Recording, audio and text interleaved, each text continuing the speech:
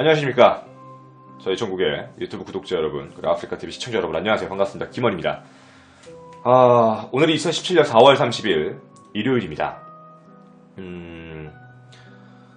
사실 오늘 좀 주제가 좀 많이 무거워요. 굉장히 많이 무거운 주제로 또 시작을 하게 되었고, 제가 대한민국 3대 미제 사건이라고 부르는 것 중에 이제 가장 마지막 화성 연쇄살인 사건에 대한 이야기를 이제 오늘 한번 시작해 보려고 합니다. 워낙에 많이 알려져 있는 사건이어서 많은 분들이 나 이거 거의 다 아는데? 라고 하실 만큼 되게 유명한 사건이기도 하고, 뭐 언론에서도, 그리고 뭐 그것이 알고 싶다라는 SBS 방송국에서도 이미 많이 전파를 팠던 방송이어서 저도 사실은 이게 그냥 전달하는 게 그냥 읽어주는 거 아닐까? 라는 생각을 했어요. 그냥 읽어만 주는 게 아닐까? 그런 고민을 되게 많이 했는데, 이게 생각보다 시간이 많이 변화하고 시간이 많이 지나고 과학기술이 발전하다 보니까 생각보다 많은 사실들이 이미 밝혀진 상태더라고요. 그리고 저도 이제 직접 그때 당시에 형사과장이셨던 분들과 얘기도 좀 나눠봤고, 직접 제가 지금 현재 안녕동이더라고요. 안녕리가 아니라, 그래서 그 경점역 뒤쪽에 있는 일면 논두렁길이에요. 거기도 직접 같이 가봤는데, 좀 생각보다 좀 정리를 해볼 만한 컨텐츠로서, 그리고 이제 한 번 더 많은 사람들의 기억에 남길 수 있는 부분으로서 사실적인 내용만 전달을 해드리는 것도 나쁘지 않겠다라고 판단을 해서 방송 결정을 내렸습니다. 너무 똑같은 내용이면 진행을 하지 않으려고 했어요. 근데 조금 차별화된 이야기도 좀 많이 있고요. 그리고 좀 나름대로는 많이 찾았어요. 굉장히 많이 찾았고, 실질적으로 제가 직접 발 벗고 나서서 어딘가를 돌아다녀 본 건 이번이 처음인 것 같아요. 그래서 좀 여러분들께도 새롭게, 그리고 좀 좋은 내용이 많이 다가갔으면 좋겠고, 많은 내용들이 좀 정리가 되셨으면 좋겠습니다. 그래서 저는 오늘 여러분한테 총 3부에 걸쳐서 총 3가지의 단락으로 좀 나눠봤어요. 오늘 컨텐츠는. 그래서 일단 제가 항상 하기 좋아하는 거니까, 첫 번째는 저희가 화성 연쇄살인 사건에 대한 팩트 체크라는 걸 좀 먼저 다 똑같이 한번 해볼 거예요. 그래서 각각 사건이 어떻게 발생을 했고 어디서 어떻게 진행되었는지를 함께 얘기를 좀 나눠보는 시간을 가질 건데, 요게 얘기가 끝나고 나면 오늘 여러분하고 제가 좀 중요하게 얘기할 부분 중에 하나가 뭐냐면 바로 범인에 대한 윤곽이고 의문점이에요. 아직도 의문점으로 남는 것들은 좀 있어요. 그러니까 그 의문점이라는 게 사실 솔직하게 말씀드리면 미스터리 쪽은 아니에요. 미스터리라고 하기에는 너무 많은 증거들과 너무 많은 상황들이 있는데 너무 많은 시간이 지났고, 그리고 좀 불현듯 좀 이상한 일이 있어요. 그래서 그건 제가 좀 이따 한번 말씀을 드리고, 그리고 범인에 대한 대충의 윤곽과, 그리고 그 프로파일링이라고 하는 부분, 저한테 프로파일이라는 거에 대해서 한번 공부해 볼 생각이 없느냐라는 유튜브에 굉장히 많은 이야기를 주셔가지고 저도 되게 진지하게 고민을 많이 해봤었어요. 그래서 근데 이번에는 조금 참고 문헌도 많이 봤고요. 그리고 이제 외국에서 얘기하셨던 것들도 많이 갖고 왔고, 그걸 좀 한국적 정서에 맞춰서 좀 말씀을 드려보려고 그렇게 하도록 하겠습니다. 그래서 오늘 그렇게 3가지 이야기를 진행을 해서 여러분들에게 조금 더 가장 최신 정보라고 할게요. 이전에 계신 분들이 틀렸다는 게 아니라 좀 더 최신 정보로 해서 전달할 수 있게 최선을 다해 노력해 보도록 하겠습니다. 약 예상 시간은 1시간 반 정도에서 한 2시간 정도 진행될 것으로 예측하고 있고요. 그때까지 무난하게 집중하실 수 있게 차근차근 준비한 이야기들 하나씩 하도록 하겠습니다. 자, 오늘 프롤로그부터 같이 한번 시작을 해보도록 하겠습니다. 대한민국 3대 미제 사건 중 하나인 화성 연쇄살인 사건입니다. 이 사건은 1986년부터 1991년까지 화성시 태안읍 중심으로 해서 약 10여 차례에 걸친 여성이 차례대로 살해, 그리고 혹은 강간, 이런 사건이 벌어진 것을 화성 연쇄살인 사건이라고 이야기를 합니다. 굉장히 초창기에 벌어진 사건 때부터 많은 분들이 좀 생각을 하는 건, 아니 도대체 왜 그걸 붙잡지 못했고 왜 막지 못했느냐라는 부분이신데, 이 사건이 유명해지고 이 사건이 이슈가 됐던 이유 중에 하나는 이 시대만 해도 연쇄살인 사건이라는 거에 대한 개념이 많이 없었을 시절입니다. 그래서 일단 초동수사도 많이 부족했던 것도 사실이었겠지만, 사실 이게 연쇄살인 사건일까? 라고 생각을 한 게 이미 너무 많이 늦었을 때였고, 이미 그때 범인은 폭주하는 상태였어요. 그래서 잡기도 너무 힘들었고 단서도 너무 많이 없었고, 초동수사의 미흡으로 인해 목격자 진술도 많이 확보를 못한 상태로서 현재까지 영구 미제 사건으로 남게 되었습니다. 당시에 이 사건을 해결하기 위해 약 180만 명의 경찰이 동원됐고요. 3천여 명의 용의자 조사까지 모두 하기는 했어요. 경찰이 노력을 안 했다는 건 아닙니다. 엄청난 조사를 하고 확인을 해봤지만 결국엔 잡지를 못했습니다.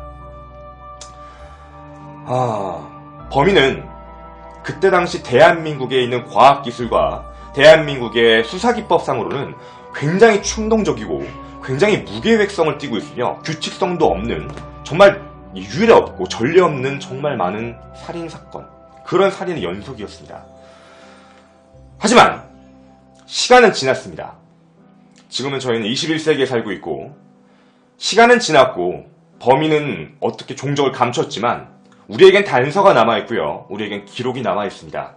그 기록을 통해서 다시 우리는 1986년 그 시기로 돌아가 범인의 윤곽을 조금이라도 가깝게 찾아볼 수 있는 가까운 이야기를 한번 해보고자 합니다. 일단은 한 가지씩 얘기를 좀 진행을 드릴 건데, 일단 화성 연쇄 살인 사건이라고 규정하고 있는 게 1986년부터 91년 사이에 총 10가지입니다. 10가지의 살인 사건을 이야기하고 있는 건데요. 일단은 그렇게 알려져 있는 거니까 그 10가지에 대한 이야기를 먼저 해볼게요. 제 말이 좀 특이하죠? 그렇게 일단 알려져 있는 거니까 라고 말씀을 드린 거예요. 그래서 하나씩 말씀을 드리면서 한번 진행해 보도록 하겠습니다. 일단 알려진 첫 번째 일부터 같이 한번 진행을 해보도록 하겠습니다. 1차 사건입니다. 1차 사건은 1986년 9월 15일 태안읍 안녕리에 있는 풀밭에서, 제가 원래 이름은 알고 있지만 그래도 고인이시니까 이렇게 썼습니다. 이모씨 할머니십니다. 당시 71세셨고요. 이분이 시신이 되어 발견이 됩니다. 실제 살인이 발생한 시간에 대해서 유추를 할 때는 9월 15일 월요일이었고요. 월요일 새벽 한 6시 10분 정도로 예측을 합니다. 이유는 그 가족하고 따님하고 뭐 밥을 먹냐 안 먹냐라는 이제 말씀을 하시다가 먼저 가겠다라고 해서 이제 출발을 하신 걸로 알고 있는데, 인적이 드문 모퉁기를 따라서요. 버스 정류장을 향해 10분 정도 가시다가 근처 풀밭으로 아마 뭐 납치라고 하긴 좀 그렇지만 그쪽으로 아마 끌려가신 것 같습니다. 그리고 정확히 4일 뒤 9월 19일 오후 2시 마을 주민에 의해서 발견이 되게 됩니다.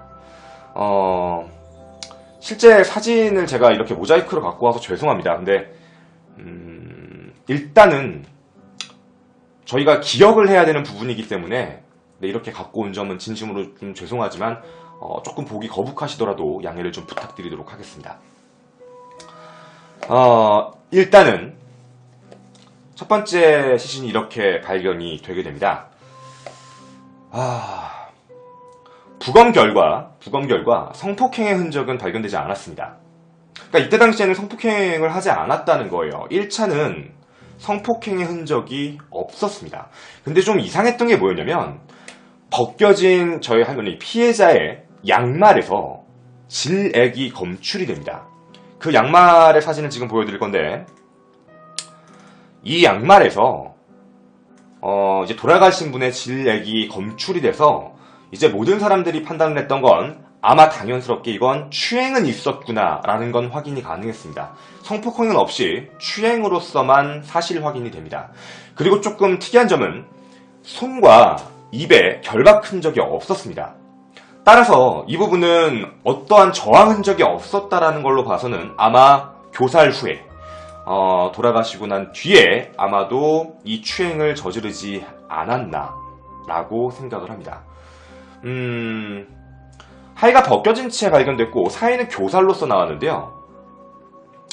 굉장히 충격적이었던 것도, 저도 조사하면서 충격적인 건, 돌아가신 분을 대상으로 해서 이미 돌아가셨는데 그분을 추행을 했다라는 점이에요. 근데 이따가 2차, 3차 쭉 보시겠지만 이 범인이 굉장히 특이한 짓을 많이 해요. 좀 충격적인 이야기도 많을 수 있는데 일단은 정말 이런 얘기 전달해서 죄송하지만 꼭 기억해 주셨으면 좋겠어서 이런 이야기를 드리게 됩니다. 이게 1차 사건이었습니다. 이때까지만 해도 경찰은 연쇄살인? 그런 생각을 하지 않았어요. 그냥 살인사건. 단순 뭐 성폭행 이런 것도 없고 그냥 추행 흔적만 있다 보니 그냥 아마 성추행을 하며 아마 살인을 저질렀겠구나 라고 하고 좀 쉬쉬하며 넘어가는 게 없지 않아 있었습니다. 따라서 여기에서는 어떠한 단서와 흔적도 찾을 수가 없었습니다. 범인의 흔적, 윤곽 아무것도 없었어요. 그냥 그대로 지나갔습니다. 그러고 나서 얼마 지나지 않은 약 한 달 정도 시간이 지난 1986년 10월 20일입니다. 10월 20일 2차 태안읍 진안리 농수로에서 박모씨 당시 25세셨던 이분이 발견이 되게 됩니다. 일단 이분도 똑같이요. 인적이 드문 뚝길을 따라서 버스 정류장을 향해 한 10분 정도 걸으시다가 아마 그쪽에서 아마 이제 납치하니 강제로 끌려서 이제 가시게 된 것 같은데 3일 뒤인 10월 23일 오후 2시에 콘크리트 수로에서 알몸으로 발견이 되게 됩니다.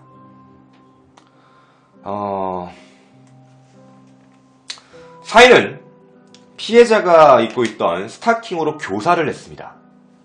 그래서 교살로서 나오게 되었고요.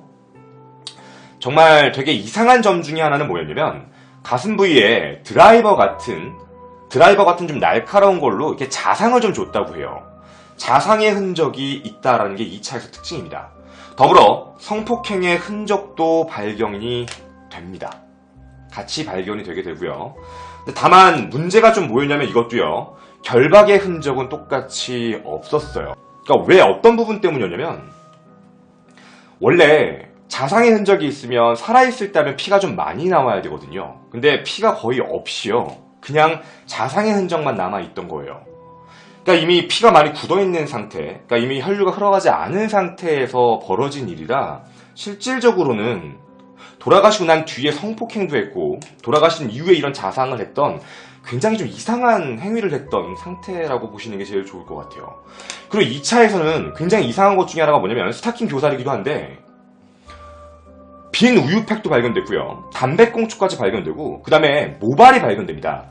근데 모발이 발견되어서 그때 당시에 과학기술로는 이제 혈액형만 검출이 가능했는데 B형이라는 것까지만 확인이 가능했고 더 이상의 어떠한 확인도 불가능했습니다.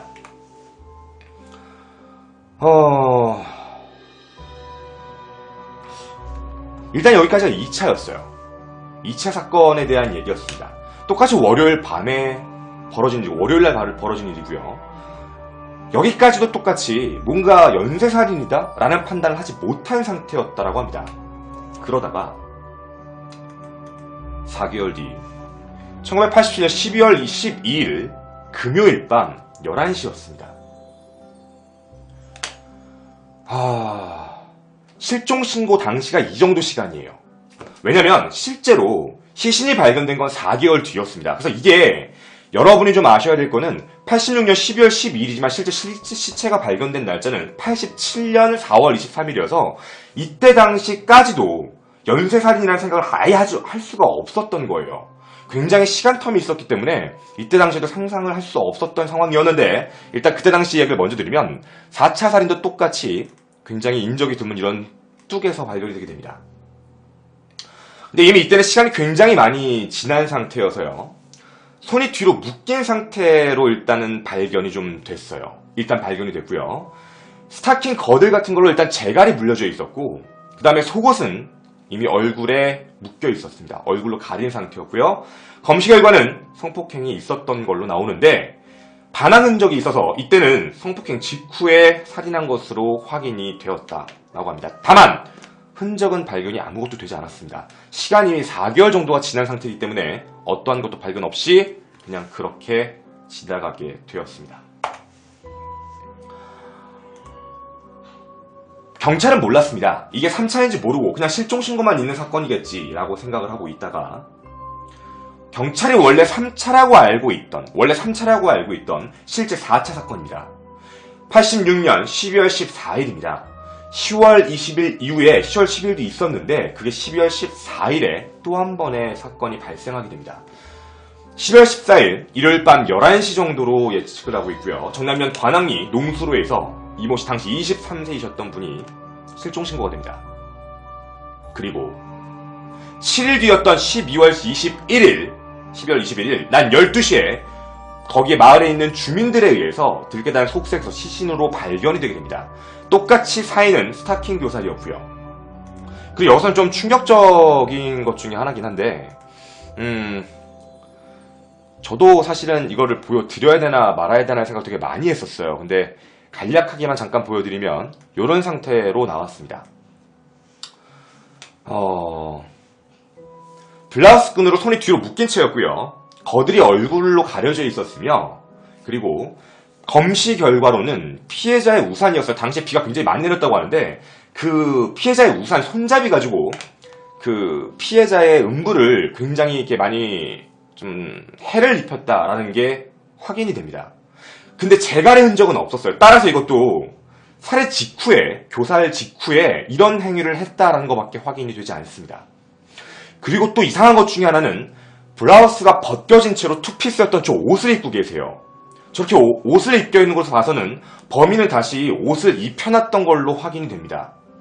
그리고 현장에서 음모가 발견이 되게 되는데, 그러니까 쉽게 얘기하면 털이죠. 그게 확인이 되는데 그 털이 확인을 해보니 B형이에요. 근데 문제는 피해자도 B형이어서 실질적으로 누구 것이다라고는 판단은 안 됐던 겁니다. 근데 어쨌든 이게 지금 현재 4차입니다. 결과적으로는 4차인데 여러분이 집중하셔야 될 건 뭐냐면, 우리가 이 사건을 잊지 말고자 해서 진행을 하고 있지만 지금 범인은 굉장히 잔인할 정도로 시간을 거듭할수록 이상한 짓을 많이 하고 있다는 거예요. 이렇게 4차 사건이 진행이 됐습니다. 근데 정말 이상했던 건 돌아가신 분을 또 해를 입혔다는 거예요. 계속 이상한 짓을 하게 돼요. 상식적으로 판단하면 그런 일을 저지르면 도망가기에 바빠야 되거든요. 근데 도망을 안 가고 시신을 다시 옷을 입혀놓고요. 그리고 그 시신에다가 이상한 해를 입히고요. 자상을 입히고요. 여유롭게 담배도 피고요. 우유도 먹어요. 정말 이상한 사람이에요. 여러분들 이 점을 꼭 알아두셨으면 좋겠습니다.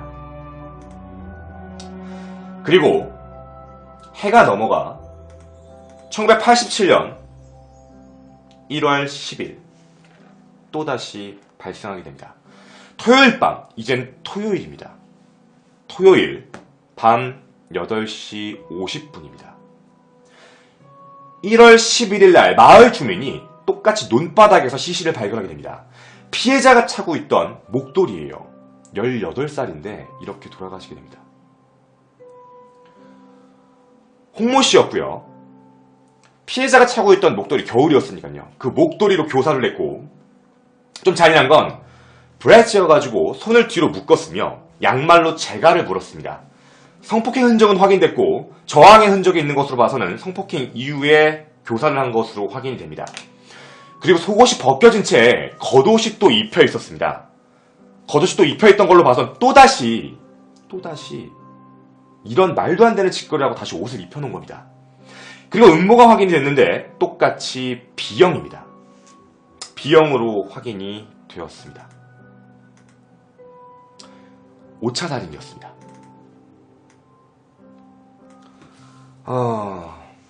이때부터 경찰은 생각이 좀 바뀌었습니다. 재갈은 입에 물리겠다는 얘기죠. 소리를 못 지르게. 이때부터 경찰은 이건 정말 심각한 사건이다라는 걸 판단하기 시작합니다. 마치 경찰을 농락하듯이 똑같은 자신의 족적을 남겨요. 내가 이렇게 했다. 나는 이렇게 한다. 피해자의 속옷 가지고 결박하고 피해자의 속옷으로 재갈을 물리고 계속해서 똑같은 범죄를 같은 지역에서 거의 반경 5km 이내에서 저지르고 있어요. 이때 당시까지만 해도 연쇄살인에 대한 개념도 없고 어떠한 한 번도 준비를 못 해봤던 경찰 입장에서도 당연히 당황할 수밖에 없죠. 잡아야 합니다. 수사를 본격적으로 강하게 시작을 하게 됩니다. 그런데 범인은 약 4개월간의 잠적을 거칩니다. 아마 대대적인 수사 발표가 되고 대대적인 검문조사가 시작되다 보니까 한 4개월 정도는 조금 쉬었던 것 같아요. 4개월 정도를 멈추고 또다시 시작을 하게 됩니다. 보란듯이 또다시 태안읍에서 진안리에서 야산에서 박모 씨가 발견이 됩니다. 5월 2일 토요일 밤 10시 정도로 예상을 하고 있고요. 일주일 뒤인 5월 9일 아이들에 의해서 발견입니다. 동네 마을 아이들에 의해서 발견되고요. 피해자 블라우스 및 브래지어 가지고 교살이 했던 걸 확인이 됩니다. 손이 뒤로 묶인 흔적이 있고 어깨에는 흉기 같은 걸로 인한 상흔이 약 4점 정도가 발견됐고요. 속옷이 벗겨져 있었습니다. 성폭행이 있었을 것이다 라고 추정을 했는데 재갈이 없었습니다. 따라서 교살 직후에 버린 것으로 추측합니다. 근데 이 범인 또 똑같은 짓을 한 건 모든 걸 다 벗겨놓은 상태로 추리닝 하의만 또 입혀놨어요. 아마 반항을 어마어마하게 했을 거니까 이것도 교살 이후에 한 행동이라고 생각을 합니다. 근데 이때는 가해자가 또다시 하나의 흔적을 남기게 됩니다. 바로 족적입니다. 발 사이즈가 약 245mm 정도의 족적을 남기게 됩니다. 6차입니다. 현재까지 우리가 알 수 있는 정보로 의하면 가해자, 즉 그 살인마는 B형이며 굉장히 이상한 행동을 많이 하고 화성시 태화대 일대에서 자꾸 범행을 저지르고 있으며 그리고 발은 245mm입니다. 굉장히 발이 작다는 거예요. 경찰이 여기까지 확인을 했습니다. 경찰은 화가 났다고 합니다. 정말 경찰이 조사하고 잡겠다고 선언한 이 사건에서 또 보란듯이 자신들이 조사하고 있는 그 안에서 또다시 한 거예요. 보란듯이 나 잡아봐라. 경찰들은 더 열심히, 더 최선을 다해서 모든 정보를 탐색하고 확인을 시작을 하게 됩니다. 그런데 또다시 4개월 뒤입니다. 또다시 4개월 뒤 보란듯이 한 번 저지르고 잠잠해질 때까지 기다리고 또다시 4개월 뒤 1988년 9월 7일 월요일 밤 9시 반 정도로 생각을 합니다. 여러분 9시 반입니다. 월요일입니다. 월요일, 일요일 시간이 반복된다는 건 까먹지 마세요. 이따가도 말씀드릴 상황이니까. 9월 8일 실종신고가 들어가고요. 아침부터 열심히 찾고 다닌 겁니다. 열심히 찾아서 친인척들이 발견을 하게 돼요. 집 반경에서 발견을 하게 됩니다. 브라우스로 교살되었고요. 양말과 그 다음에 손수건으로 재갈이 물려져 있었으며 되게 이상한 것 중에 하나는 복숭아뼈 조각, 복숭아 조각이 9조각이 질 내에서 발견이 됩니다. 당연히 교살 직후에 이런 짓을 했겠죠.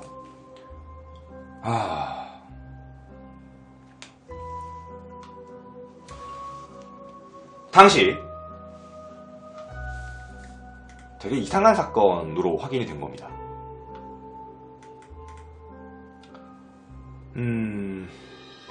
제가 지금 말씀드린 4개월 뒤에 있던 요일, 그리고 좀 뒤에 방금 있던 이게 9월 16일입니다. 지금 방금 말씀드린 게 9월 16일 일인데 제가 왜 이 얘기를 먼저 해드리냐면 9월 16일 8차 있죠.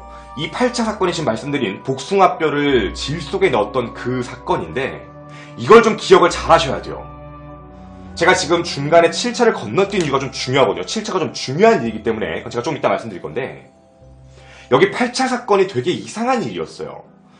8차 사건이 복숭아뼈가 들어가 있었고 이때 당시에 범인으로 확인이 되는 범인으로 이제 의심이 가는 사람이 발견이 되게 됩니다. 당시에 버스 기사였던 분과 버스 안내양이 이걸 발견하게 돼요. 한 청년이 밤 10시쯤에 손을 흔들면서 겉옷을 들고 들어와서 버스를 세우고 운전석 바로 옆에 앉아 침을 뱉고 욕을 하고 검문소를 통과할 때 몸을 숨기는 그런 모습, 그리고 운동화는 흙이 범벅이었으며 바지는 무릎까지 이미 풀물이 들어져 있었다. 이렇게 했고요. 그리고 손은 굉장히 부드러워 보였고 우측에 있는 새끼손가락에는 봉숭아 물도 들어져 있었다 라고 진술을 하게 됩니다.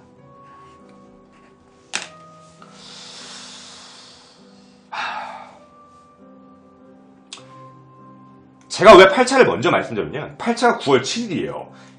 9월 16일인데 7차가 9월 7일. 그러니까 이게 시간적인 걸 좀 잘 보셔야 되는 부분 중에 하나예요. 시간적인 면에 약간의 차이가 좀 있는데 4개월을 쉬었던 사람이 또다시 범행을 저지른 거거든요. 7차와 8차를 넘어갈 때 약간 이상한 점이 있습니다. 제가 이따 의문점이라고 말씀드릴 사항이니까 좀 기억만 해주시면 좋을 것 같아요. 그러다가 자그만치 2년이 지납니다. 시간이 2년이 지났습니다. 거의 2년이라는 시간이 지나서 1990년 11월 15일로 가게 됩니다. 1988년 9월 16일을 이후로 어떠한 것도 없다가 자그마치 시간이 2년이 지나게 됩니다. 약 2년이 지난 1990년 11월 15일 태안읍 병정리 야산에서 김모씨 당시 14세였던 이분이 발견이 되게 됩니다. 안녕하세요. 사인은 똑같이 브라우스 및 스타킹으로 인한 교살, 가슴 부위는 가는 자상 19곳, 그리고 질 내부에 볼펜 및 포크 같은 게 들어가 있던 게 확인이 되며 소지품 발견되었고요. B형이 확인이 됩니다. 이게 9차입니다. 그리고 10차입니다. 91년 4월 3일입니다. 또다시 1년 정도 지났죠. 반성리 야산에서 발견이 되게 되는데 중장비 기사였던 30살 박모씨가 우연히 발견을 하게 됩니다. 목은 검은 천으로 감겨져 있고 재갈은 없고 손박 결박 흔적도 없는데 7차와 같게 7차 사건과 똑같게 질 내부에 뭔가 이상한 물건들을 많이 넣어놨습니다. 그래서 모방범죄라고 그때 당시에 생각을 했는데 정액을 분석해본 결과로 이때 당시에 B형으로 확인됩니다. 따라서 이때 당시까지 이렇게 총 10차에 걸쳐서 모두 B형이라는 부분 때문에 모방범죄가 아니겠구나 라고 생각을 하고 전부 다 같은 범인이다 라고 판단을 하게 됩니다.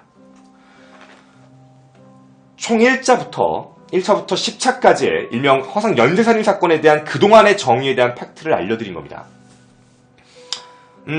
저는 이 사건을 좀 정리를 할 때 제가 이번에, 그러니까 어제였죠. 어제 새벽에 화성시 안녕동입니다. 지금은 안녕동 그 병점역이에요. 병점역 뒷길에 보면 아직 거기는 다 논이더라고요. 개발이 안 돼 있습니다. 다 논이에요. 아직이요. 그래서 그쪽에 길을 봤는데 그 뒤를 넘어가면 왼쪽에는 일명 그 한신대학교가 보이고요. 그 뒤에는 아파트 단지들이 보이는데 제가 봤을 땐 약 1km가 넘는 굉장히 이렇게 논두렁이죠. 논이에요. 진짜 불도 많이 없고요. 지금은 CCTV가 많이 설치되어 있던데 그때 당시에 아마 CCTV가 없었겠죠. 굉장히 깜깜합니다. 굉장히 깜깜하고 굉장히 누가 봐도 어둡고 옆에서 누가 나타나도 모를 만한 그런 부분이에요. 정말 깜깜해요. 제가 가보고서 느낀 거지만 주변에 사람이 없습니다. 제가 봐도 그쪽에는 사람이 들어갈 일도 없어요. 아예요. 버스를 타면 탔지 굳이 거기를 걸어야 될 이유도 많이 없는데 버스가 끊겼거나 좀 춥거나 하면 걷겠죠. 저는 어제 한번 밤에 새벽에 가봤는데 네, 지금 저는 그 상황에 대한 걸 모든 걸 말씀을 드릴 수 있어요. 어떤 느낌이었는지. 병점역 뒷 후문길이고 그리고 이렇게 길을 건너면 바로 펼쳐져 있어요. 바로 펼쳐져 있는데 정말 어둡습니다. 정말 어둡고 방송 촬영을 하려고 했지만 아예 안 들어가요. 빛이요. 가로등 몇 개밖에 없어요. 지금도요. 그러니까 너무너무 깜깜합니다.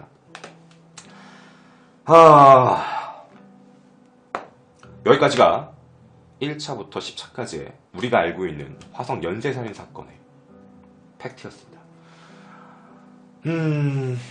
근데 말이죠.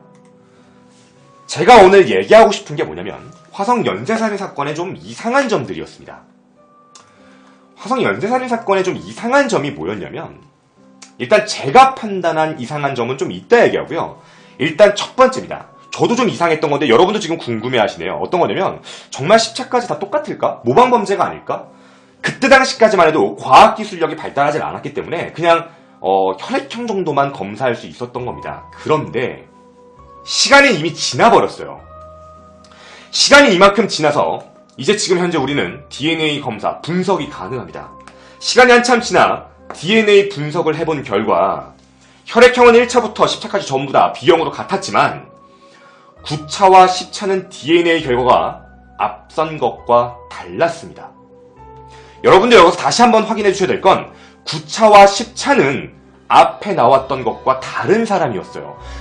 현대 과학기술이 발전해서 DNA를 다시 DNA 검사를 해본 거예요. 혈액형 검사가 아니라 혈액형이 같아서 화성 연쇄살인 사건으로 넣어놨던 건데 그게 아니었던 겁니다. 9차와 10차는 다른 사람인 걸로 확인이 되었고요. 그리고 DNA 분석으로 해서 그래서 DNA 보존으로 범인을 잡게 됩니다. 범인을 잡아서요. 죗값을 물렸죠. 따라서 앞에 거에 대한 모방범이었습니다. 9차와 10차는 우리가 얘기할 부분이 이제 아닌 겁니다. 이제 지우겠습니다. 화성 연쇄살인 사건의 정의는 1차부터 10차까지로 아직 알려져 있는데 이제 9차와 10차는 지우는 겁니다. 네, 9차는 잡았습니다. 모방범을 잡아서 이미 그 사람은 처리가 된 거고요. 우리가 알고 있는 화성 연쇄살인 사건의 범인은 앞선 사람인데 확인이 안 됩니다. 그러면 말이죠. 그럼 여러분이 알고 있던 군대 갔나요? 시간이 겁나 뛰었는데 혹시 군대 갔다 와서 그런 게 아닐까요? 아닌 거죠. 다른 사람인 거죠. 다른 사람으로서 확인이 되어서 잡힌 겁니다. 따라서 이 사람은 1988년, 86년부터 88년 하반기까지 범행을 저지르고 그 모든 종적을 감췄습니다. 이상한 점의 첫 번째, 정말 모든 사람이 같은 범인일까? 아니었습니다. 9차와 10차는 다른 범인으로 결론이 났고요. 나머지 부분에 대한 게 문제인데 그 의문점 첫 번째입니다. 이 사람은 왜 2년간만 이러고 종적을 감췄을까입니다. 그 부분은 조금 이따 얘기하기로 하고요.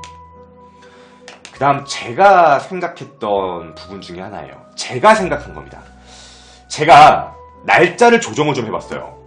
시간을 일자로 배치하지 말고 그걸 옆으로 각각 달별로 확인을 좀 해봤는데 범행 시간이 1월달, 4월달, 그 다음에 5월달, 9월달, 10월달, 12월달 이렇게 되더라고요.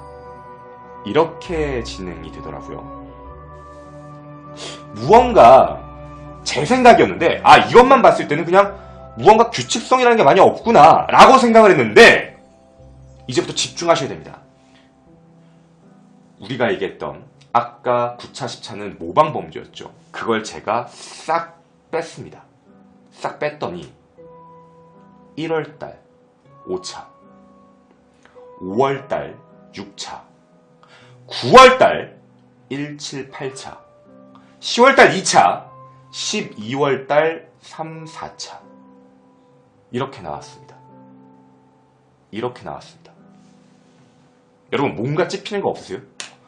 1월, 5월, 9월, 10월, 12월 뭔가 찝히는 거 없으십니까?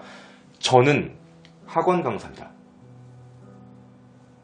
시험 기간과 방학 기간이었어요.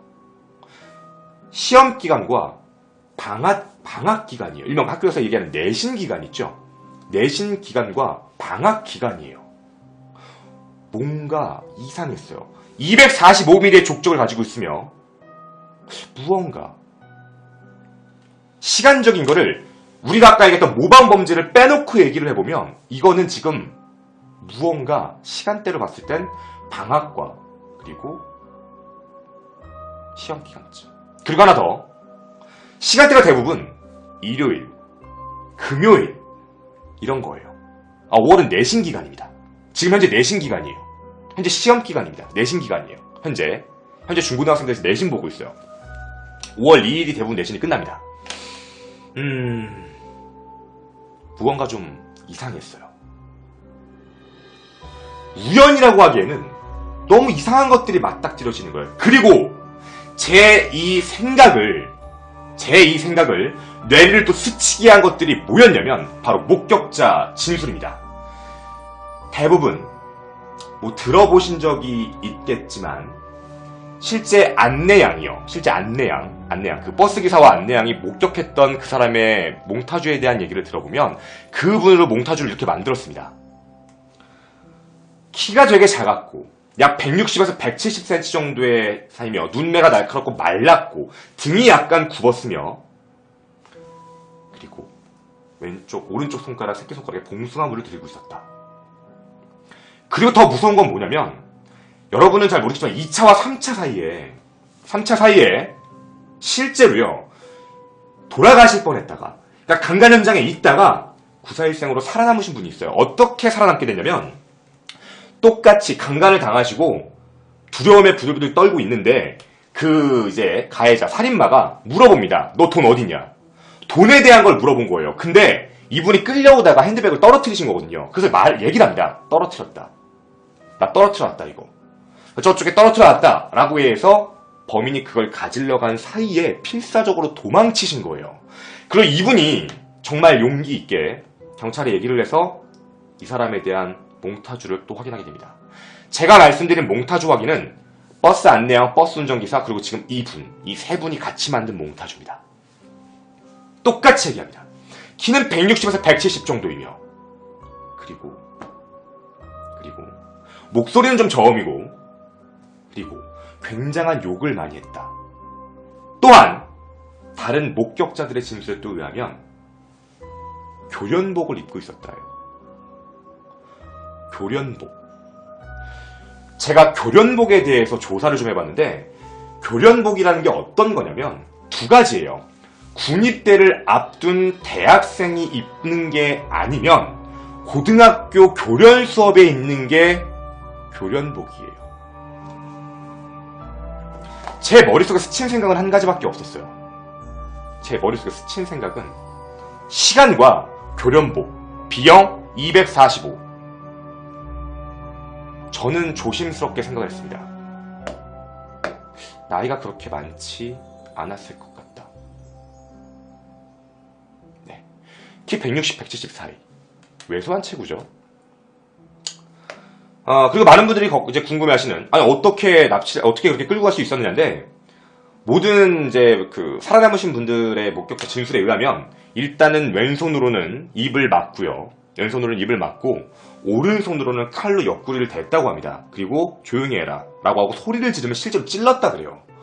실제로 자상을 입혔다라고 하더라고요. 실제로 자상을 입히고 그런 다음에 강제로 그 자리에 끌고 가서 항상 명령조로 얘기를 했대요. 옷을 벗어라. 어떻게 해라. 뭘 해라. 이런 명령조의 말과 욕을 했다라고 하더라고요.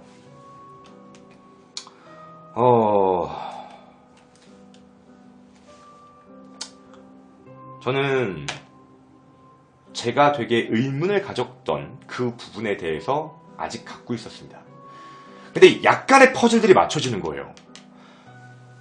나중에 밝혀진 모든 사건의 팩트를 다 놓고 빼고 실제 사건만 놓고 봤을 때 시간적인 분포로 보면 학생의 확률이 높았고 실제로 학생의 느낌도 강했고, 저는 조심스럽게 학생이다 라는 생각을 좀 했어요. 학생이다. ROTC 맞아요. 저도 ROTC에 대한 생각도 했었어요. 근데 ROTC는 키 제한이 있습니다. 그리고 ROTC 그리고 좀 몇 가지도 얘기를 해드릴 건데, 제가 한 번 더 얘기를 드릴 건 있어요. 이게 제가 왜 고등학생 정도다라고 판단한 이유가 사실 있거든요. 그건 제가 조금 이따 더 한번 말씀을 드려보도록 할게요. 여기까지가 제가 얘기해드리는 이상한 점이었어요. 뭔가 이상한 점. 저는 서서히 윤곽을 좀 잡았습니다. 제 주관적 생각입니다. 물론 이게 무조건 범인단은 아니에요. 주관적 생각이긴 한데, 저는 개인적으로 지금까지 놓여있던 사실들을 놓고 보면 그럴 확률이 크다였던 겁니다. 자, 그 다음으로 가볼게요. 이제부터 여러분과 함께 제가 가장 신경을 많이 쓴 범인 체크를 시작하겠습니다.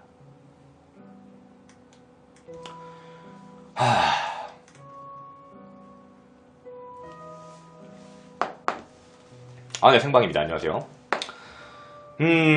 이제부터 범인에 대한 얘기를 드리도록 하겠습니다. 살인마이기 때문에 존칭을 쓰지 않겠습니다. 살인마에게 이야기합니다. 당신은 분명 1차 71세 할머니께 했던 일이 처음이 아닐 겁니다. 처음이라 하기에는 사람이 그렇게 즉흥적으로 무언가 갑자기 그것도 할머니를 할 거라고 생각하진 않습니다. 제 생각이었습니다. 제 생각에는 무언가 앞선 게 있지 않을까였습니다. 이미 그것이 알고 싶다에서도 확인이 됐더라고요. 이미 1986년 2월부터 약 반년간 태안읍에서는 유사한 방식의 강간이에요. 살인이 아닌 강간이 총 7차례 존재했었습니다. 근데 웃긴 건 그 목격자가 다 이 사람하고 비슷하다는 거예요. 태안읍 주변 발생, 그리고 이 주변의 모든 부분은 뭐냐면 나중에 강간살인이 발생했던 장소와 똑같아요. 병점 야산, 진안리에 있는 야산, 황계리에 있는 논밭, 완전히 똑같습니다. 따라서 범인에게 똑같이 고합니다. 당신은 강간으로 시작했을 겁니다. 그리고 당신은 점점 당신의 욕구를 충족하기 위해, 당신의 권위적인 모습을 더 얻기 위해 점점 진화하는 살인으로 하겠죠. 그리고 당신은 그 살인의 수법을 점점 더 교묘하고 더 잔인할 정도로 확장을 시켰습니다. 제가 감히 당신이 어떤 사람인지 이제부터 얘기해 보겠습니다. 웃고 있을 수도 있겠죠. 틀렸다고. 그리고 잘못됐다고 얘기할 수도 있겠죠. 아니면 소름이 돋을 수도 있겠고요. 근데 말입니다. 나 같은 사람이 계속 찾고 있다는 것만 잊지 않으셨으면 좋겠습니다. 지금도 그때 당시에 형사과장이셨던 분이 아직도 향후회를 이끄시면서 당신을 찾고 있습니다. 어떤 무당이 그랬대죠. 너는 죽어서도 편히 눈을 감지 못할 것이다. 나도 똑같이 얘기하겠습니다. 지금부터 당신에 대한 이야기를 시작해 보도록 하겠습니다. 총 7차례 강간이 미리 있었습니다. 근데 제 생각은 이렇습니다. 당시의 사회상으로 봤을 때 강간 사건이 벌어졌을 때 과연 그걸 신고할 수 있는 사람이 몇 명 있을까였어요. 거의 없었을 거라고 생각합니다. 사회상이 그랬었으니까. 그렇다면 아마 당신은 강간을 굉장히 많이 했을 수도 있겠네요. 당신의 욕구를 충족을 되게 많이 하지 않았을까 싶습니다. 당신의 사건 방식은 항상 해가 떨어지고 인적이 없어야 되는 농로 및 지름길 같은 등지에서 지나가는 사람을 기다리고 있는 거죠. 기다리고 있었을 겁니다. 그리고 당신은 왼손으로 입을 막고 오른손으로 칼을 들이밀며 그 사람을 반항하면 찔렀겠죠. 그리고 더 깊숙한 곳으로 끌고 가셨을 겁니다. 그리고 당신은 논바닥 한 가운데를 대부분 좋아했습니다. 이유는 사람들이 절대 오지 않는 공간이니까. 사이드는 이용하지 않았고 중간만 이용을 했던 거죠. 흉기로 사용하는 항상 칼은 늘 보이면서 옷을 벗도록 강제로 위협시키고 스타킹이나 및 의복 같은 것들로 피해자들을 결박하고 피해자를 교살했습니다. 그리고 남는 스타킹이나 남는 속옷 같은 걸로 재갈을 물리거나 아니면 얼굴에 씌웠죠. 그리고 강간을 저지르고 당신은 그렇게 잔인한, 차마 입에 담을 수 없는 유린까지 하게 됩니다. 그리고 당신은 항상 피해자의 현금을 찾아갔어요. 그리고 웃긴 건 당신은 항상 다시 피해자의 옷을 입혔다는 겁니다. 돈은 필요하셨나 봅니다. 버스비가 없으셨나요? 돈은 필요하셨던 것 같은데 근데 의복은 왜 다시 단정하게 입혀놨을까요? 되게 여유로우셨네요. 저는 이 사람을 프로파일링을 하나씩 해봤습니다. 처음 본 사람, 불특정 다수를 노리고 계획성이란 게 없어요. 그냥 흉기 하나만 가지고 피해자가 갖고 있는 소품으로 모든 상황을 만들고 시신을 적당하게 현장에 유기하고요. 근데 정말 웃긴 건 뭐냐면 증거 조작을 하지 않아요. 증거 조작에 대한 게 아무것도 없어요. 우유팩 남겨놓고 제가 아까 얘기 안 했지만 당신 7차에선 옆에서 대변도 봤죠? 계속 정액을 남기고 계속해서 자신의 힌트를 남기게 됩니다. 잡히지 않았으니까 신났던 건가요? 근데 나는 여기서 한 가지 생각한 게 있어요. 당신은 그렇게 지적 수준이 높지 않다라는 거예요. 왜냐면 정말 지적 수준이 높다면 적어도 증거인멸 정도까지는 할 줄 알아야 합니다. 근데 증거인멸에 대한 생각 어떤 것도 없이요. 그냥 자기가 한 대로 모든 것들을 남겨놓고 그냥 왔다는 거예요. 저는 당신이 그렇게 높은 수준의 교육 수준을 배웠다고 생각하진 않습니다. 전형적인 연쇄살인마의 특징을 제가 찾아왔습니다. 제가 한번 미스터리 컨텐츠로 진행했던 적이 있는데 전형적인 연쇄살인범의 특징은 편집증적 우울증 증상이 있으며 수년도록 망상, 환상, 정서적 욕망, 그리고 발작적 살인이 굉장히 많습니다. 그런데 말이죠. 너는 굉장히 특이한 게 이상할 정도로 위생에 신경을 써요. 뭐냐면 첫 번째 할머니를 유린할 때도 너는 할머니의 양말을 썼어요. 너의 손으로 한 게 아니에요. 그래서 그 이후에도 피해자의 우산 가지고 그렇게 했고, 너는 자꾸 닦는 행위, 그리고 자꾸 옷을 입히는 행위, 굉장히 이상할 정도로 너는 약간 강박증 같은 증세를 보여요. 너는 강박증 환자가 분명할 겁니다. 이상할 정도로 강박증이 심해요.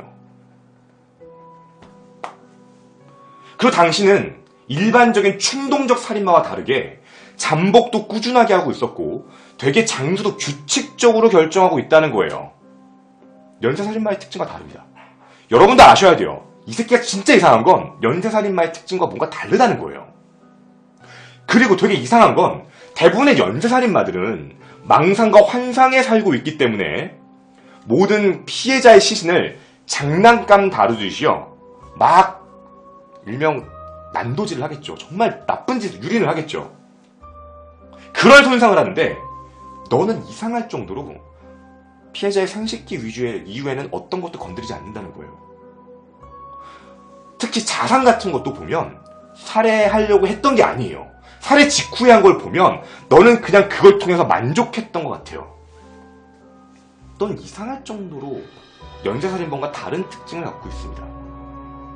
연쇄살인범이 원래 갖고 있는 특징을 갖고 있지 않다는 게 너의 특징이에요. 강박증을 갖고 있으며. 그리고 위생에 신경 쓰고 이상할 정도로 깔끔 떨고 이상할 정도로 자신의 목표만을 위해서 했다라는 거죠. 저도 이게 연쇄살인인데 왜 그동안의 연쇄살인과 다른 거지? 라는 생각을 했어요. 왜 그동안의 연쇄살인 사건과 이게 다를까? 라는 생각을 했었는데 제가 이거를 모 프로파일러 분께 여쭤봤는데 그분이 정말 소름 돋는 얘기를 하나 하셨습니다. 뭐라고 말씀을 하셨냐면 이런 걸 보고요. 정신병적 연쇄살인 단계라고 한답니다.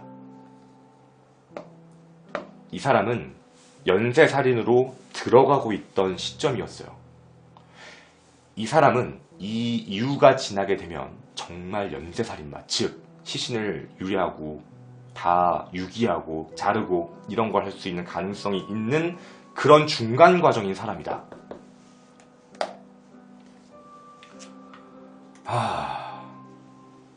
저는 여기서 몇 가지를 더 유추해보고자 했습니다. 이제부터 제가 생각한 걸 말씀을 드릴게요. 첫째입니다. 너는 시신을 유기하고 싶었겠죠.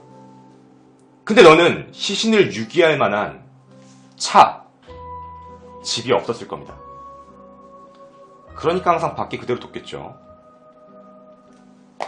굉장히 권위적인 모습을 띠는 연쇄살인마의 특징은 자신이 죽인 그 피해자에게 상징적인 물, 그걸 트로피라고 부른다고 합니다. 트로피를 하나씩 가지려고 하는 습성이 있다고 해요.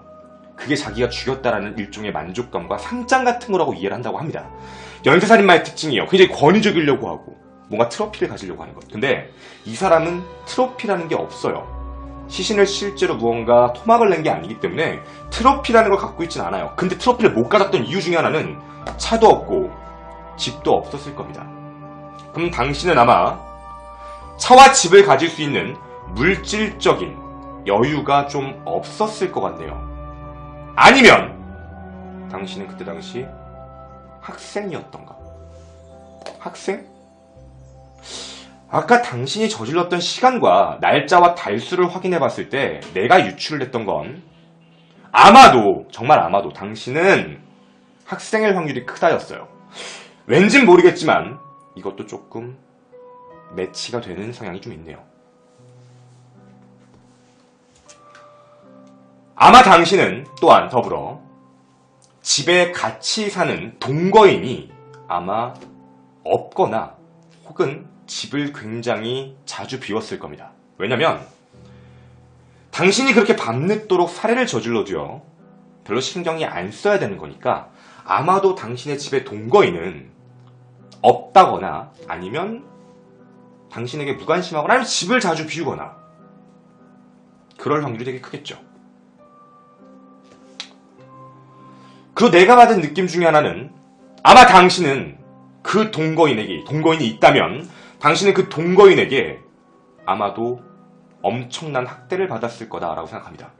아마 그 동거인의 그리고 확률이 가장 큰 사람이 누구냐라고 나에게 묻는다면 나는 모친일 확률이 가장 크다라고 생각합니다. 당신이 여성에게만 저질렀던 범죄, 약자에게만 저질렀던 범죄,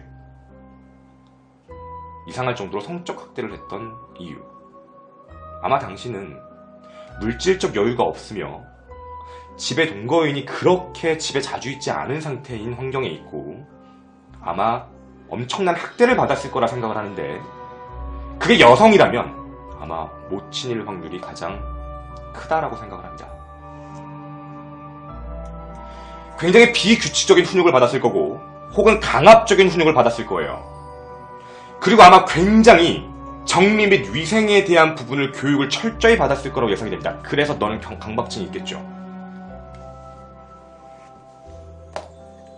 어릴 때부터 아마 모친께는 사랑보다는 분노를 많이 받았을 것 같고 아마도 그래서 여성을 범행 대상으로 삼았으며 옷을 자꾸 벗겼고 속옷을 씌워 모욕감을 주었고 자꾸 생식기에 대한 이상한 집착을 보이면서 그런 행위를 저질렀던 것으로 예상이 됩니다. 어디까지나 저희에 대한 생각이니까 너무 극단적으로 가지 않으셨으면 좋겠습니다. 저에 대한 생각이에요. 제가 조사하면서 느낀 거니까 정말 죄송합니다. 너는 범죄를 저지르고도요, 증거 조작도 안 했고 피해자의 신원을 확인 자체를 지연시키려는 행위도 안 했어요. 예를 들면 여기 있는 지문을 없앤다든가 아니면 신분증을 없앤다든가 그런 행위를 어떤 것도 하지 않고 증거를 그대로 남겨두고 피해자의 신원을 그대로 알 수 있게 두고 모든 소지품을 그대로 부주의하게 두고 담배꽁초 그대로 두고 해서 봤을 때는 당신은 그렇게 지적 수준이 높아 보이진 않습니다. 교육적 부분은 많이 받지 않은 것으로 생각이 됩니다. 그리고 강간 피해자들의 진술에 의하면 복종시키는 순간에도 상당히 단순한 어휘들만 썼다라고 하더라고요. 대부분이 쌍욕이었다고 합니다. 그리고 어휘에 대한, 나머지에 대한 부분에 대한 구사력은 굉장히 약했다라고 진술이 됐습니다. 제가 오늘 시작하면서 이 얘기했죠. 시간이 지나면 남아있는 단서로 사건을 다시 만들어야 된다요. 저는 제가 얘기하는 게 맞다고 얘기 드리는 게 아닙니다. 지금까지 제가 봤던 내용에서 이런 의견도 있을 수 있답니다.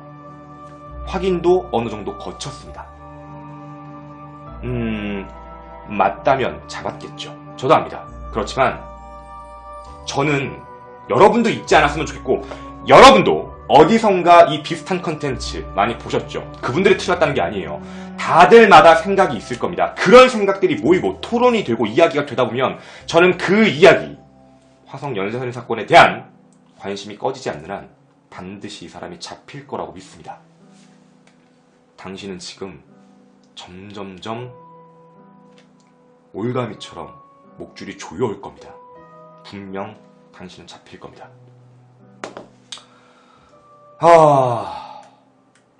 그리고 이제 제가 여기까지 본 결론으로는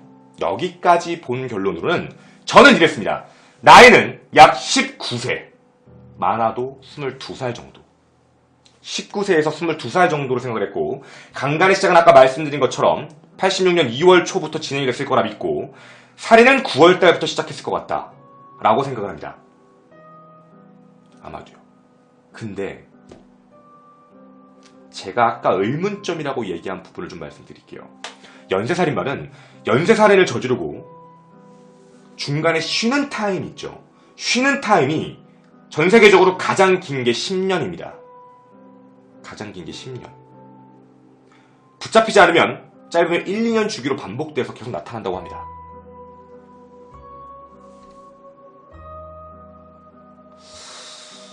아마도 제가 되게 이상했던 건 아까 말씀드린 9차와 10차는 모방범죄였다는 걸 빼놓고 나면 얘는 지금 잠적을 했어요. 이제 범인 체크의 하이라이트입니다. 벌써 1시간 반 정도가 지났네요, 여러분. 집중해줘서 너무너무 감사합니다. 저는 이 일이 있고 나서요, 확인을 시작했습니다. 제가 확인하기 시작한 게 뭐냐면, 이 새끼가 똑같이 유사한 범죄를 몇 년 주기로 하지 않았을까? 라는 생각이었어요. 그래서 저는 대한민국의 88년 이후에 있던 이상한 연쇄살인 혹은 정말 뭔가 좀 찌릿찌릿한 그런 사건들을 하나씩 전부 다 찾아보기 시작을 했습니다. 그런데 어떠한 것도 이것과 똑같은 사건이 없었습니다. 저는 그래서 이렇게 생각을 했어요. 아마도, 제 생각입니다. 아마도 아까 말씀드린 점점점 살인사건이 발전한다고 했잖아요. 변화한 거 아닐까? 라고 조심스럽게 여쭤봤습니다. 답변이었습니다. 연쇄살인범은 자신이 했다라는 걸 과시하고 싶어 한다고 합니다. 과시가 목표이기 때문에 실질적으로 자신이 새로운 범행을 저질러서 내가 아닌 걸 숨기는 걸 좋아할 리가 없다요. 대부분은.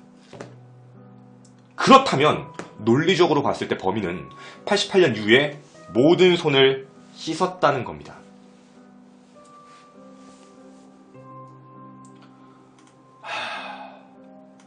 근데 제게 굉장히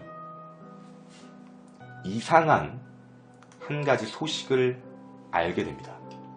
제가 한 가지 이상한 소식을 알게 된 게 어떤 거냐면 바로 이겁니다.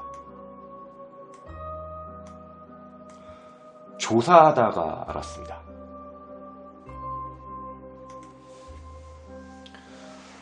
예전 수원여고 강간살인 사건의 용의자로 J군 당시 19세 그리고 M군 당시 16세가 수사를 받고 있었습니다.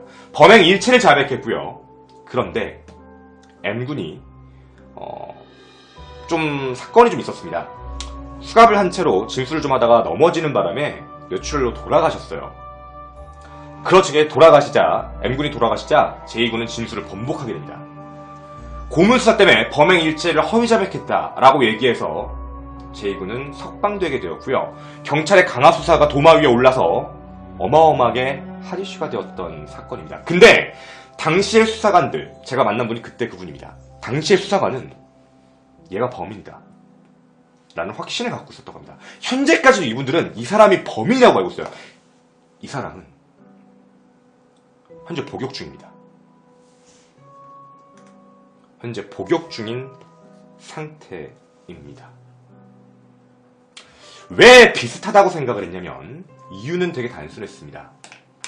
일단 자기가 먼저 진술을 했고요. 자기가 먼저 했다라고 얘기했고, 웃긴 건 뭐냐면 이 제이모 씨도 그때 당시의 나이로 거슬러 올라가면 19세, 키는 160에서 170 사이, 혈액형 B형, 그리고 몽타주도 비슷했다예요. 그래서 이제 둘을 비교해봤는데 여기에 보신 이분 있죠? 이분은 키가 170의 B형입니다. 그리고 사진이 언론에 좀 많이 나왔는데 비슷비슷하다는 얘기가 좀 많아요. 근데 물론 이건 사람들의 견해니까 여러분 저도 정확히 모르겠어요. 근데 웃긴 건 이 제이씨가 예슬양이라는 이제 어린아이도 살해를 했다고 얘기했는데 그 시체를 유기한 장소를 얘기해주지 않아요. 화성 연쇄 부녀자 실종 사건도 있었거든요. 무언가 이상합니다. 2003년 3월 30일 당시 전 모양입니다. 광명시의 자신의 놀이터, 집 근처 놀이터에서 놀고 있다가 20대 후반의 남자와 함께 사라진 뒤 4월 21일 화성시 송산면에서 돌아가면서 숨진 채 발견이 됩니다. 2003년이면 J씨가 30대 초중반일 수 있는데 키가 좀 작아서서 아마 뭐 오해를 할 수도 있었다라고 생각할 수도 있을 것 같아요. 이렇게 이 사람은 계속해서 범죄를 저지르고 있었습니다. 의문만 남아있는 부분입니다. 나이도 굉장히 비슷합니다. 저도 솔직하게 말씀을 좀 드리겠습니다. 제가 이번 미스터리 컨텐츠를 진행을 하면서 아까도 제가 본의 아니게 한 분을 이제 강제 퇴장을 들었는데 정말 죄송합니다. 그분이 말씀하신 게 틀리진 않았다고 생각을 합니다. 피해자의 부모님들이 보면 되게 마음 아파할 거 아니냐. 네, 그럴 수 있다고 생각을 합니다. 다만 제가 이 컨텐츠를 진행하는 이유는 뭐 어그로성이냐, 뭐 누구를 따라하는 거냐, 네, 뭐 그렇게 보시면 어쩔 수 없다고 생각을 합니다. 하지만 저는 여러분들 앞에 일명 개인 방송국이란 것으로서 여러분에게 정보와 지식을 전달하고자 이 자리에 앉아서 여러분께 얘기를 드리고 있습니다. 제 생각에 최대한 개입되지 않게 객관적인 얘기만을 하고 싶었는데 이번 사건은 제가 객관적인 얘기만 해버리게 되면 너무 남들과 비슷하거나 똑같은 얘기만 하게 돼요. 그래서 말씀을 드리겠습니다. 제가 총정리를 해드리겠습니다. 제가 아까 말씀드린 모든 팩트에서 놓고 봤을 때 실제 사건이 발생한 시간을 달별로 쪼개서 봤을 때는 실제 가해자가 범인이 범행을 저질렀던 시간은 이상할 정도로 방학 내신 기간이었다는 게 제 눈에 띄었습니다. 그 두 번째는 많은 목격자들의 진술, 키는 160에서 170 사이, 발은 245mm, 그리고 굉장히 작아 보였고 왜소한 체구에 그리고 뭐 약간 등이 굽어 있었다라는 얘기까지 나왔고 교련복을 입었다라는 목격자의 진술까지 있었습니다. 저는 그래서 이렇게 얘기하겠습니다. 제 생각에 아마 당신은 그때 당시에 학생일 확률이 크다라는 게 BJ 김원의 의견입니다. 당신은 학생이었고 19세. 이런 말도 안 되는 처참한 일을 저질렀고 그전에는 아마 강간 범죄를 저질렀겠죠. 아마 당신은 그리고 아마도 5차 정도 사건까지는 태안 쪽에 살았을 확률이 클 겁니다. 그 다음부터는 제가 봐도 수원 쪽에 거주할 확률이 큰 것도 인정하고요.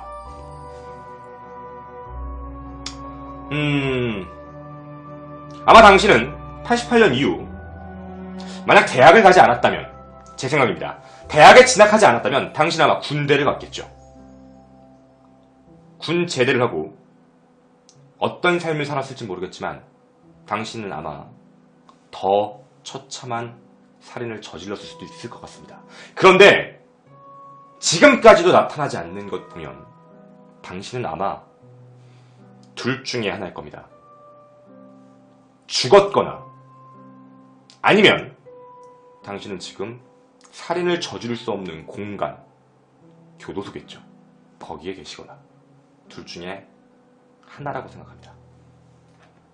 만약 당신이 죽었다면 그렇게 얘기하겠습니다. 당신이 그 많은 피해를 주었던 피해자들 다 만나셨습니까? 무릎 꿇고 사죄하셨습니까? 지옥이 정말 존재한다면 지옥불에서 끊임없이 고통받으시길 바랍니다. 그리고 만약 당신이 살아있다면 아마 내 영상을 못 볼 것 같습니다. 당신은 그 끼를 절대로 숨길 수 없어요. 지금도 저지르고 싶겠죠. 아마 당신은 교도소에서 복역일 거라고 생각을 합니다. 당신이 몇 년을 받은지 무기징역인지 모르겠습니다. 무기징역이길 바랍니다. 당신 같은 쓰레기는 이 사회에서 영원히 격리되어야만 합니다. 만약 당신이 사회로 나오게 된다면 아마 그렇게 어린 나이는 아닐 거라 생각합니다. 세상에서 가장 고통스럽게 돌아가시길 기원합니다. 그리고 하나 더. 만약 당신이 조금이라도 양심이 있다면 꼭 피해자에게 사과해 주시기 바랍니다. 저는 김원이었습니다. 김원이었고요. 미스터리 컨텐츠 9탄이었습니다. 추천과 즐겨찾기 부탁드리고 유튜브에 제가 지금까지 진행한 8차까지 영상이 전부 업로드가 되어 있습니다. 모두 함께 봐주셨으면 좋겠고, 같이 생각하고 잊지 말고 나중에 여러분이 자식을 낳았을 때도 좀 더 정확한 사실, 정확한 내용, 이런 것들을 전달해 주셨으면 정말 감사하겠습니다. 우리 기억 속에서 잊혀지지 않으면 저는 언젠가 꼭 잡힐 거라고 생각합니다. 우리가 잡읍시다. 우리는 위대한 대한민국 국민입니다. 감사합니다. 김원희였습니다.